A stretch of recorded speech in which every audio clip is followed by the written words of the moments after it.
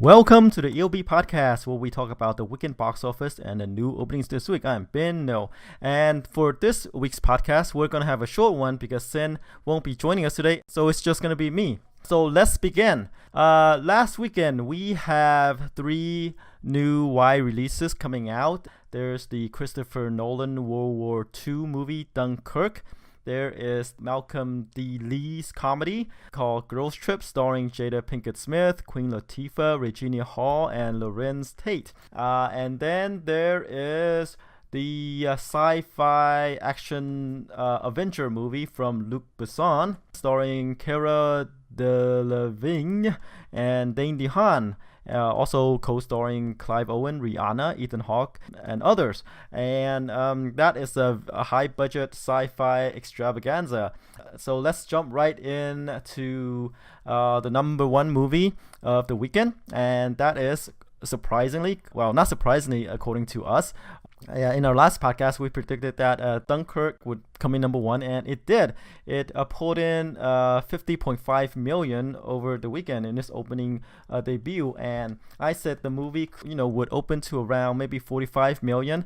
Then projected lower, 20 to 25, and it actually did a little bit better than my projections. In the podcast, I said I had reservations about the movie doing that well, but you know what? I placed my bet on Nolan for his movies to perform well. And it did. And since if the movie opened to 45 million or above, then that means Christopher Nolan could sell anything. And I wanted to get his input on that when he gets back later on. But Dunkirk it actually exceeded everyone's projections. People were projecting around 40 million or so, or some even lower. And mainly because it's a World War II movie, and the trailer didn't wow anybody. It seems like a straightforward movie, but you know what? The reviews and the buzz for this movie is actually pretty good. Sen said, when we did the podcast on a Monday, his Twitter feed from the critics actually are very, overwhelmingly positive for this movie. And the reviews right now on Rotten Tomatoes is 92%, which is very high for a war movie. And, Christopher Nolan movie, I expect it to be that high. But for a war movie in particular, 92% is pretty good, and an A- cinema score. So, critics like it, audience liked it, and, 50.5 million.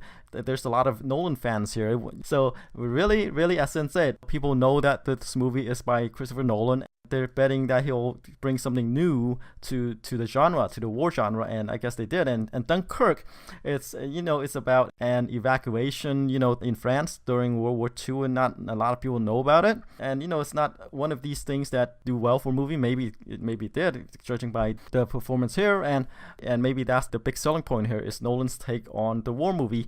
And judging by the reviews and the box office take, he largely succeed. And this movie's budget is actually quite high.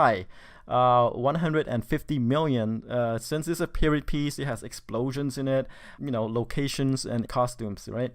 So 150 million is actually right there on target. Warner Brothers bet on Nolan. He resurrected Batman for them. They were right to bet on Nolan. And the worldwide take right now is 170 million. It hasn't opened that wide overseas yet, but you can expect, Nolan's name would sell this movie as well. All right, let's move along to, I think, the bigger surprise. Bigger surprise than Christopher Nolan's Dunkirk is number 2's Girls Trip. It is the Universal comedy directed by Malcolm D. Lee, with Jada Pinkett Smith, Queen Latifah, Regina Hall. It's about a group of women getting together in New Orleans to attend this Essence Festival, kind of like a Mardi Gras-like, alcohol, drugs, hooking up with attractive males, and secrets are going to be revealed, etc., etc. We're actually pretty high on this movie. Both of us said this movie would probably do somewhere in the 15 to 20 million range. I said 15 to 20 million range, Sen said about 15 million. And we were both low. The movie opened to 31 million, which exceeded our projections by a lot. This one has kind of like the who's who for African American female actresses. Malcolm D. Lee directed the Best Men wedding movies. like the Best Man, and then there is the Best Man Holiday.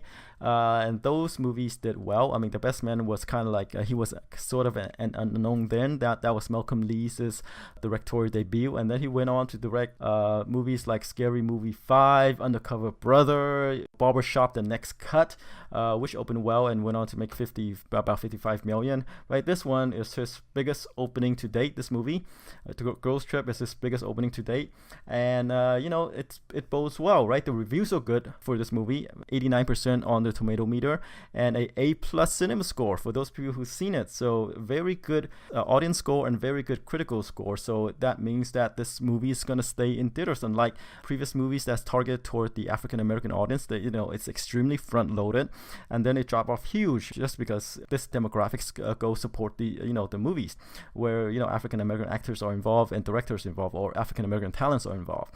They're out there to support, but with good reviews and good audience score, this movie is going to last in theaters, and it's going to go beyond the African American demographic. So it actually overperformed our projection by a lot, and it looks good for this movie going forward. That means it has staying power. All right, and coming in number three is Spider-Man Homecoming. It pulled in 22.1 million in its third weekend. Drop off is about 50%. Domestic gross right now is 251 million. Let's see, the international take right now is 571. So all in all, it's actually doing well. It's actually stabilized right now. It experienced a huge 62% in its second weekend, but now it's stabilized in its third weekend to about 50%. So it's still gonna linger in theaters. People are still gonna check it out, and it's still pulling in huge numbers. 22 million is gonna cross 300 million, I think. Spider-Man Homecoming, it's as we said previously, it's another reboot, but it is a reboot done within the framework of the Marvel Cinematic Universe.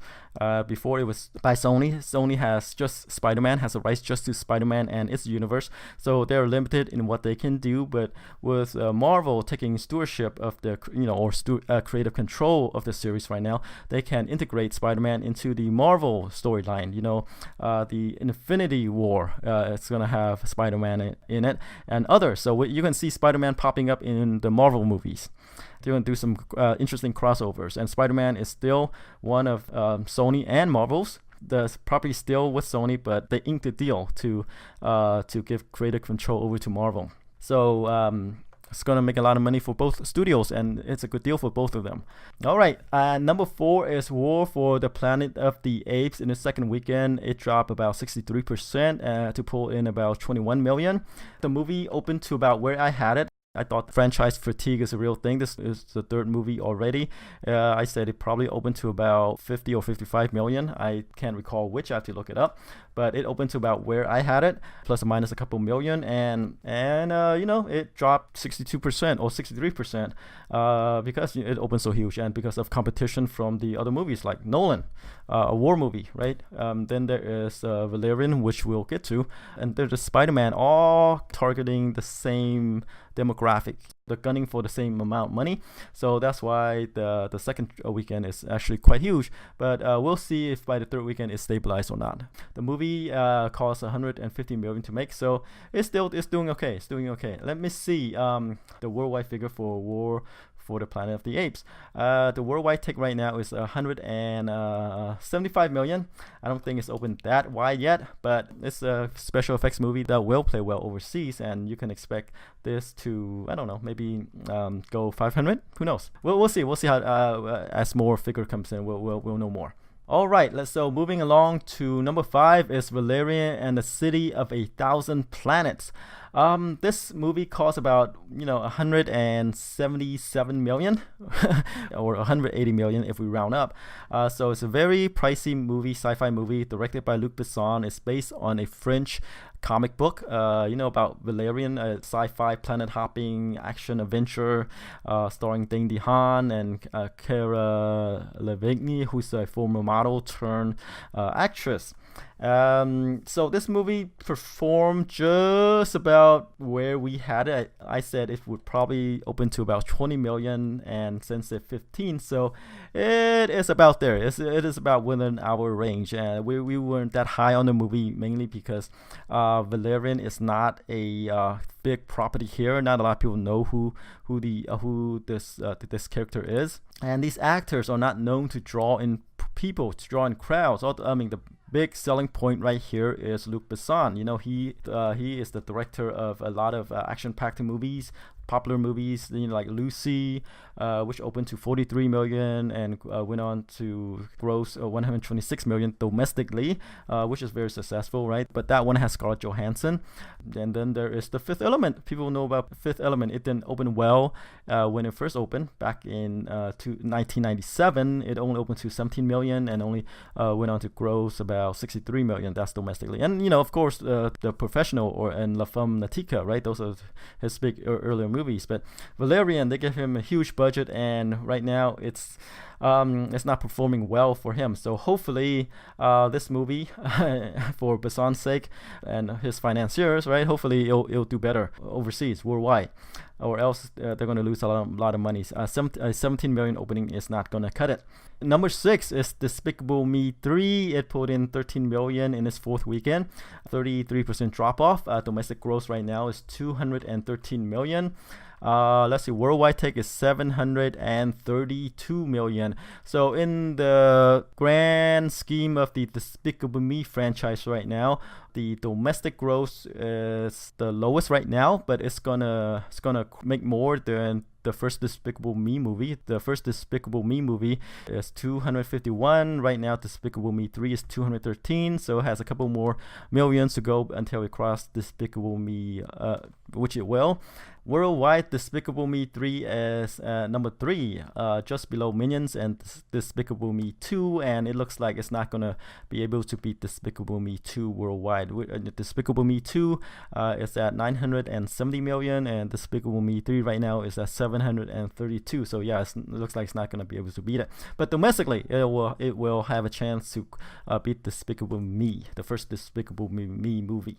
But still, even though it did not make as much as the previous Despicable Me movie, it's still a success, mainly because of the budget, 80 million. They're making a lot of money. Like we said, the storyline, they just have nowhere to go, and with this one, they make a movie just to take advantage of the name, and they're gonna have more Minions movies. They're gonna have more Despicable Me movies. It's just how they're gonna do more. How they're gonna pull out more interesting storyline. But with a 80 million budget, they're going to do well. And number 7 is Baby Driver. Pulled in about 6 million over the weekend, experienced a 30% drop off. It lost 500 plus theaters, but it's still a huge success, right? Domestic gross is 84 million. The budget is 34 million. And this is a movie by Edgar Wright, and I didn't have high hopes for this movie when we first previewed it. I said it could probably pull in open to about 1 million, but it opened higher, 20 million. And of course, this movie kind of solidifies Wright's, I think, cred as a credible and mainstream director, right? His previous movies like The World's End, Scott Pilgrim vs. the World, Hot Fuzz, Shaun of the Dead had a more English sensibility, right? British sensibility, and not that mainstream. But this one, Baby Driver, is his first mainstream movie, and it proved that he can do mainstream. Baby Driver is his highest grossing movie. With this one, I think he's going to move into mainstream, right? He was fired from Ant-Man, a passion project of his. He was developing it for a number of years until they're just ready to shoot it, pre-production. Then, Marvel fired him for creative differences. They want a Marvel movie, and Edgar Wright won an Edgar Wright movie. And I think since Marvel is the one signing the checks, they fired him. But right now, I guess Baby Driver is his way of saying, hey, I can do mainstream. And he did. And he proved it. All right, number 8 is a movie called The Big Sick. It's a drama romance by Lionsgate about an Indian man who fell in love with a white woman who fell into a coma. It's produced by Judd Apatow. It's also co-star Ray Romano and Holly Hunter, who play the parents.